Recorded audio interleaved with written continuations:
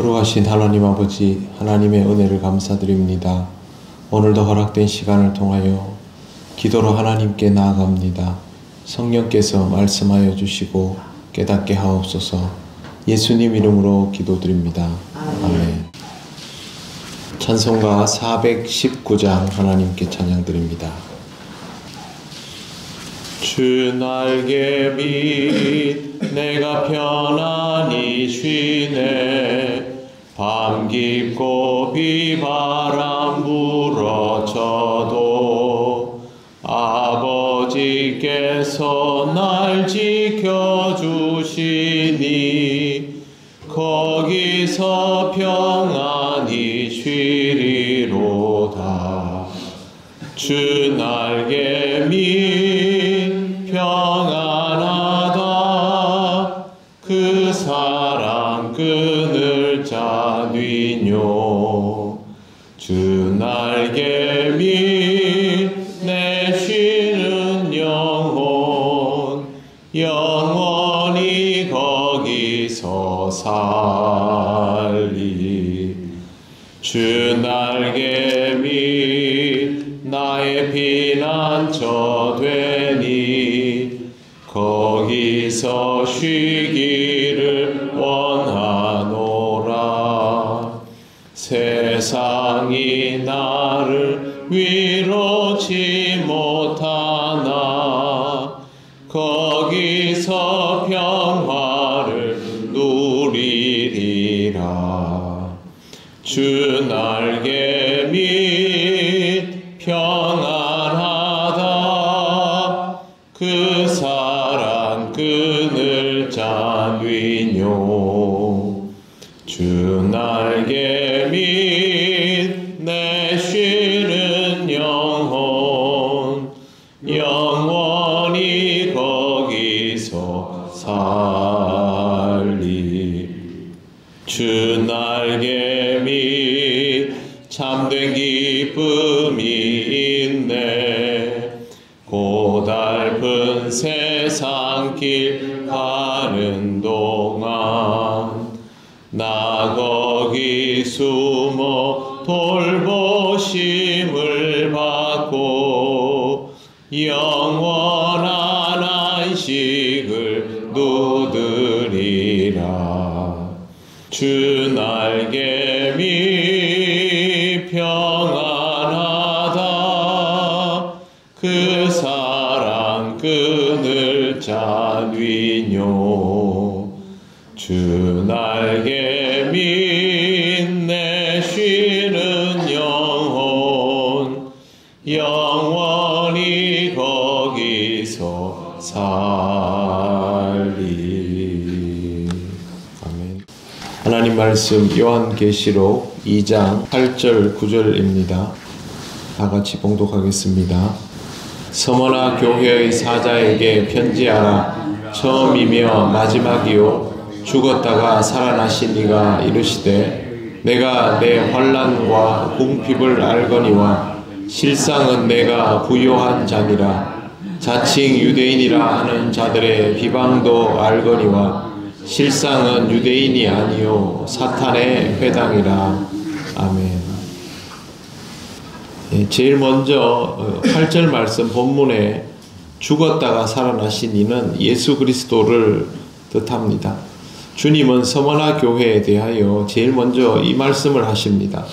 내가 내 환난과 궁핍을 알거니와 실상은 내가 부요한 자니라. 서머나라는 지역은 지금의 지명은 이즈미르입니다. 이곳은 에베소에서 북쪽으로 약 한 6, 70km 정도 떨어진 큰 항구 도시인데 여기도 큰 강이 들어가는 만으로 구성이 되어 있습니다. 보통 이런 곳에 큰 도시가 형성되는데 당시 이곳 인구가 10만 명 정도로 추산이 됩니다. 당시에 인구가 10만 명이면 굉장히 큰 도시입니다. 예루살렘하고 필적할 만한 정도 수준이라고 볼 수 있습니다. 이 도시의 기원이 좀 독특합니다. 아마존에 속한 여인에 의해서 세워졌다라고 해서 이 여인의 이름을 따서 서머나라고 하는데 좀 특이한 것은 주전 193년 로마의 신들을 숭배하는 최초의 아시아 지역 도시라는 겁니다. 그러니까 이 도시도 보면 우상에 대해서 선호도가 굉장히 빠른 곳이죠. 로마는 로마 신이 있고 소아시아는 소아시아의 신이 있는데 로마 제국 아래 복속이 되면서 그 로마의 신들을 제일 빨리 받아들인 그런 곳이라는 뜻입니다. 로마 제국 시대 동안 서머나는 과학과 의술의 중심지였고 포도주나 또 아름다운 건물로 알려진 곳인데 특징이 있습니다. 뭐냐 하면 부자 도시입니다. 다른 지역보다 잘 삽니다. 그리고 이곳에는 신전이 굉장히 많이 있었습니다. 주후 2세기경부터 서머나는 기독교의 중심지가 됩니다.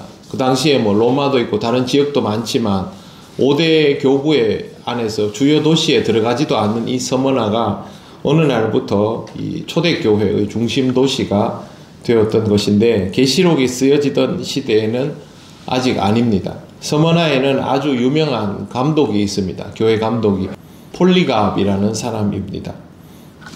사실 서머나 교회의 시작이 언제인지는 정확히 알려져 있지 않지만 폴리갑이 쓴 전기에 의하면 바울이 에베소에서 사역하는 동안 유대인들이 이곳으로 이제 건너와서 교회가 개척된 것으로 보입니다. 로마 장군 티투스가 예루살렘을 함락을 하게 되었을 때 유대인들이 대거 이쪽으로 넘어옵니다. 예루살렘이 파괴되니까 그때부터 유대인들이 흩어지는데 유대인들이 흩어질 때 그냥 흩어지지 않고 자기 지역 출신들끼리 어느 지역에 와서 무리를 이루고 회당을 만듭니다. 그런데 그곳에 와보니까 교회가 있거든요. 그러면 유대인들은 이제 그 교회를 공격하기 시작합니다. 서머나에도 한 사건이 있었는데 다음에 또 한번 설명을 드리겠습니다. 본문에 나오는 단어 중에 주목할 것이 환난과 궁핍을 알거니와입니다. 한마디로 말해서 박해를 받았고 가난했다라는 뜻입니다. 이 교회는 그냥 가난했던 것이 아닙니다. 유대인들의 지속적인 회방에 의해서 경제적, 정치적, 사회적으로 입지가 굉장히 좁은 상태로 살아야 했고 그것이 결국 가난함으로 이어지게 되었던 것입니다. 유대인들은 회당 중심의 삶을 살아가고 이 회당은 우리로 말하자면 마을의 공동체 같은 그런 역할을 하는데 유대인들이 그곳에서 먹고 살려면 유대인들을 하고 소통하면서 먹고 살아야 되지 않습니까? 그런데 이 회당 중심의 삶을 통해서 그리스도인들을 배척해버리면 그리스도교 유대인들은 고립당하는 것이죠. 경제적으로, 사회적으로, 정치적으로 고립을 당하면 사회생활이 어렵고 직업을 가져도 뭐 서로 사고팔고 해줄 사람도 없어지는 것이고 이렇기 때문에 결과적으로 가난해질 수밖에 없는 것이죠. 그래도 그 교회가 이방인들의 구성이 많고 이방인 유력자들이 많이 있으면 그 사람들이 교회를 경제적으로 지탱할 겁니다. 성경에 보면 이방인 출신 부자들도 나오지 않습니까? 근데 만약 그런 사람들이 없다면 이 교회는 박해도 받고 경제적으로도 가난하고 그렇게 되는 것이죠. 지금 여기에 나오는 서머나 교회가 그런 교회입니다. 그런데 이 상황에서 믿음을 지키고 칭찬받은 교회로 성경에는 기록되어 있습니다. 보시면 실상은 내가 부요한 자니라 이게 바로 그런 뜻이죠. 가난하기는 하지만 영적인 부요함을 가지고 있는 교회다라는 것입니다. 교회에서 정말 중요한 것은 사실 교회를 유지시키는 데는 경제적인 부분을 절대 도외시할 수 없지 않습니까? 우리 개신교는 가톨릭과 달라서 중앙에서 재정적인 지원이나 관리가 이루어지는 것이 아니라 각각의 교회들이 각각의 그 역량을 가지고 존재하기 때문에 교회는 이런 것들이 절대 쉽지가 않습니다. 그럼에도 불구하고 교회의 건강함은 경제적 부요함에 달려 있는 것이 아닙니다. 저는 어릴 때부터 큰 교회에서 자랐습니다. 지금 우리 교회가 제가 생활해 온 교회들 중에 가장 작은 규모이고 예전에는 뭐 몇천 명씩 있는 교회에서 사역을 했는데 그런 교회는 교인들이 경제적인 부분 신경 안 씁니다. 당연히 뭐든 있을 거라 생각을 하고 물론 막 사용하는 것은 아니지만 그런 긴장감도 별로 없습니다. 그런데 그런 교회에서 사역을 오랫동안 하면서도 항상 뭔가 아쉬움이 있었습니다. 교회 안에서 느껴야 될 그런 온기 같은 것이 없는 것이죠. 인간관계성에서 오는 온기도 물론 중요하겠지만 신앙적 온기가 부족하다는 생각을 많이 했고, 그래서 제가 청년부 사역에 더 몰두했는지도 모릅니다. 우리 교회는 그런 교회들에 비해서는 경제적으로는 훨씬 규모가 작지요.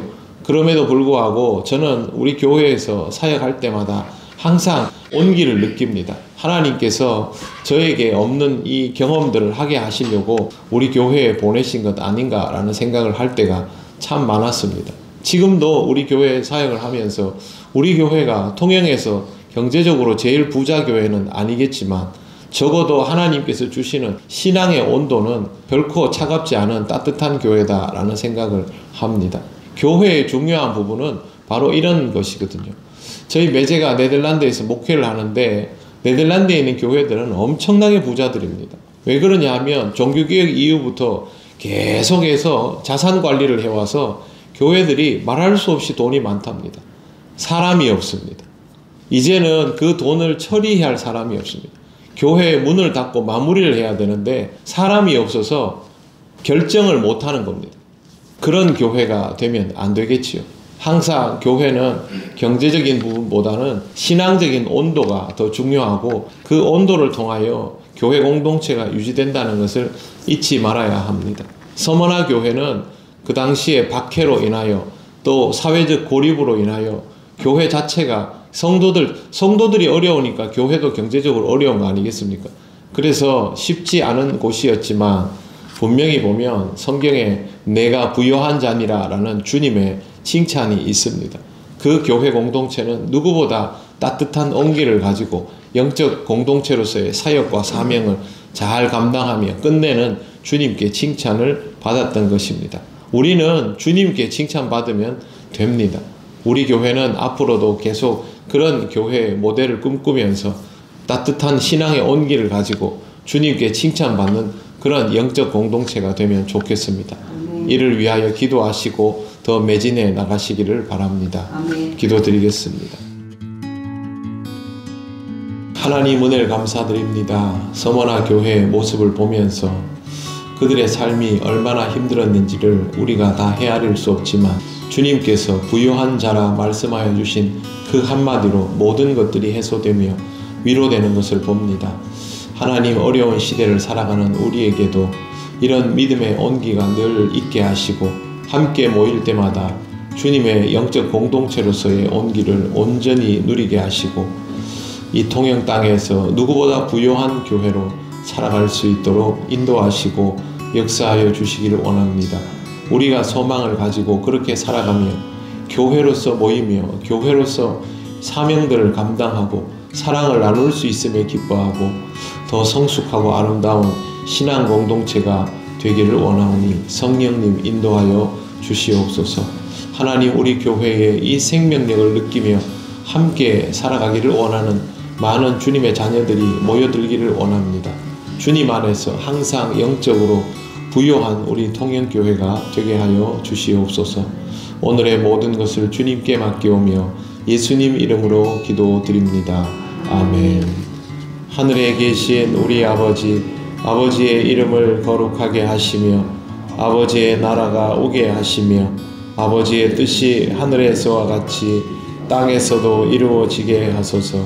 오늘 우리에게 일용할 양식을 주시고 우리가 우리에게 잘못한 사람을 용서하여 준 것 같이 우리 죄를 용서하여 주시고 우리를 시험에 빠지지 않게 하시고 악에서 구하소서. 나라와 권능과 영광이 영원히 아버지의 것입니다. 아멘.